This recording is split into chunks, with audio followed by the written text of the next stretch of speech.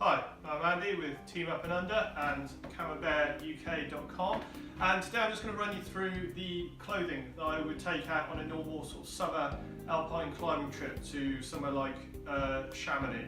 So yeah, let's dive into the bag. So first thing I'm going to sort of take out and be wearing pretty much on every trip is my wicking underwear. This always makes me laugh, this one. You know, people spend loads and loads of money on wicking performance base layers, tops, jackets and things like that.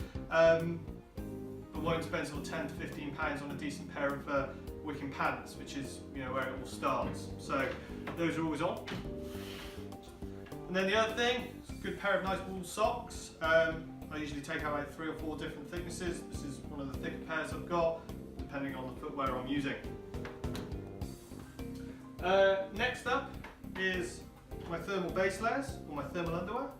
Now, on my bomb hat, I nearly always go for merino wool for summer alpinism. The reason being is I'm never exerting myself to absolute max capacity, so I don't really need synthetic. And if you're staying in places like huts or you're bivvying for multiple days on end, then the anti-stink of the merino is a really good feature. So that's the base layer bottoms. Then for my trousers, I always take out 2 pairs. I'm a real big component of soft shell trousers for summer alpinism. They give you more than enough wind resistancy and water resistancy, and they're fully stretchy, so they're really nice to climb in. So I always take 2 pairs with me. I've got a sort of minimalist lightweight pair, which I use for sort of big, long rock routes, or where sort of snow and ice isn't involved, or if I'm going to be in the sun for long periods of time. So things like in Chamonix, up on the Embers doing heels, or if I'm just going up to do something like the Rubafat face on the south face of the Midi, those would be a good option. Then I've got a heavier weight pair of soft shells. These have an elasticated leg with a built-in gaiter, a bit more heavyweight, more water resistant, more windproof, and I'd wear these if I was doing sort of a big multi-day north face route, something like the Prendo Spur in Chamonix, or you know, something that's going to involve multiple days at high altitude. The Goutier route up Mont Blanc is a great example. So those are the 2 trousers that I would wear. Then we're on to base layer tops. Now again, I have 2 options here. I've got a super lightweight synthetic base layer, which is long sleeve, and I'll choose this one if I'm going again to do a big rock route where I'm potentially going to be just climbing in this. And the thing is, with this particular synthetic one, it's got 50 UPF, so you know, if I'm going to be in intense sun, I really want to protect myself, and again, that's why I go for the long sleeves to give you that sun protection. I also do take with me the mid-weight merino base layer. This one I'd use on sort of longer multi-day routes. Again, I've chosen merino wool if I'm in a hut or if I'm bivvying. That anti-stink is really useful. And with this one, I'm anticipating that I'm going to have a mid-layer over the top, so the UPF or the sun protection isn't so critical. Then we move into our mid-layers. So I think on pretty much every alpine route I've done for the last sort of 5 or 6 years, I've always had with me a Patagonia R1 hoodie. Super durable, super wicking. The thing I really like about this is a really long front zip, so you can dump heat, and it also comes with a sort of almost balaclava style hood, so then I can actually forego carrying a hat or balaclava with me, and that, you know, I can use this on its own, or it integrates into the layering system later on. Next piece, I don't take this on every route, but again, if I was doing sort of a big north face route, or I'm going to be out for multiple days, or you know, going up to the summit of Mont Blanc and need that extra warmth, I've got a Patagonia Nano Air light hoodie. Again, really nice hood, long zip.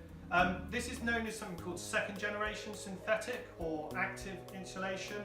So unlike Primaloft or down, this actually breathes, but it still has a good level of wind and water resistancy to it. So again, I can use this on its own, you know, if it's a nice but bit of a blustery day.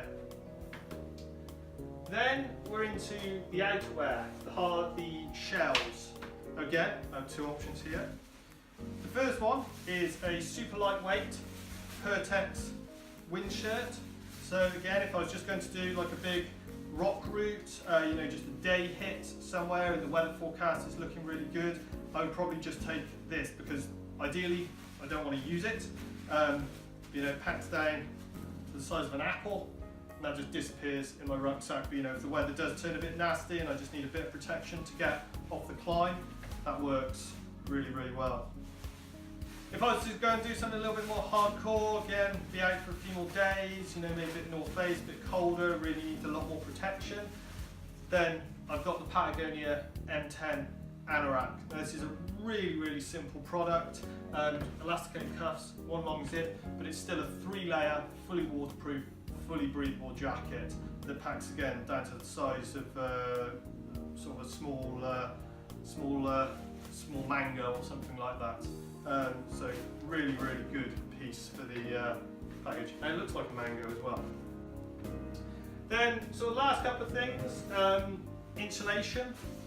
So again, if I'm just doing a day hit, or you know, I'm going to be staying in a hut, then I'll probably just take a sort of 60-gram Primaloft jacket with a hood. Again, just keeps the chill off if you just happen to get caught. I have ended up having to bivvy in this a few times, where I haven't, you know, I've tried going a bit too light, you know, and it's kept me warm and it's kept me safe, and it's just a really nice piece to have in the pack, especially for the weight that you're carrying. Now, finally, on the sort of like clothing side of this thing, we've got the Monster down jacket. Now, this thing I tend to only carry if I'm intending to actually bivvy on the route, and it actually does integrate with my sleeping bag. I've only got a half sleeping bag, so this actually makes up the top half of the sleeping bag for me. Just a few key features, you know, double zip, so I can use it as a belay jacket as well, nice big fat hood. So yeah, like big North Face routes, that's what I'll have. And then just a few other sort of little accessory bits, sort of gloves and things like that. So always carry 2 buffs with me. Can use these balaclavas, they keep the sun off the back of the neck, can pull up over the face and keep your face warm. I always carry 2 because I can dry one out as I'm using the other, and I use one to seal the neck and use one over my face. So just having 2 is useful. As I mentioned earlier, I don't carry a hat with me. I sort of rely on the fact that all my mid-layer pieces have a balaclava style hood. But I do carry a sort of wicking headband with me. You know, if I'm working hard and I'm sweating a lot, but you know, there's a bit of a breeze, just keeps the wind off my ears. I also do carry with me a little visor. Again, if I'm sort of doing, you know, long glacier crossings and things like that, you know, a lot of sun about, it's just good to keep the sun off the face. Then finally, gloves. So usually have 3 gloves with me. When I go to the Alps, I've got sort of a leather workwear glove. And I use these quite a lot actually. These are super cheap, you buy them from like garden centres and things like that. You know, if you're climbing rough granite, you don't want to be shredding up your sort of 60 to 100 pound gloves or doing lots of rope work. So, you know, if I'm just moving together over easy terrain, that tends to be what I use. Then I've got a sort of fully waterproof, full featured climbing glove. These are really dexterous. They're actually quite warm actually for the size and weight of them, and this is what I use if I'm doing sort of, you know, proper mixed climbing where, or ice climbing where water's involved and things like that. Then finally, last pair of gloves I've got, just some really light sort of Primaloft mittens. I use these when I'm belaying or as an emergency piece. You know, if you lose the use of your hands, you're pretty screwed. So yeah, those just, again, pack away to nothing and just really useful to keep in the bottom of the bag. So hope that was useful. Please comment in the section below. Thanks very much.